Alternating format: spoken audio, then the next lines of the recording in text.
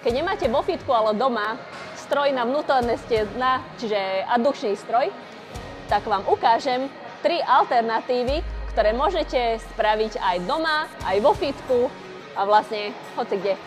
Takže na prvú alternatívu použijeme hyperextenžný stroj. Spodnú nohu si zafixujeme do stroja. Môžeme sa prichytiť alebo držať nejaký kettlebell, kotúč, tiež nejaké závažie, alebo nemusíme. Tú hornú nohu pokrčíme a otvárame nohu. Pracuje táto spodná noha. Druhá alternatíva bude so závažím kettlebell, kotúč, hoci čo máš doma alebo vo fitku. Chytíš do jednej ruky, druhou rukou sa pridržiavaš.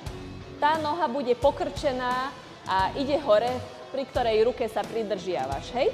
Čiže otváraš a zatváraš. Otváraš, zatváraš. Pracuje tá noha, ktorá je pevne na zemi. Na tretiu alternatívu použijeme rovnú lavičku, spodnú nohu pokrčíme, druhú vyložíme na stroj a zdvihneme si zadok hore. Položím a zdvihnem. Položím. Vyskúšajte, dajte vedieť. Čaute.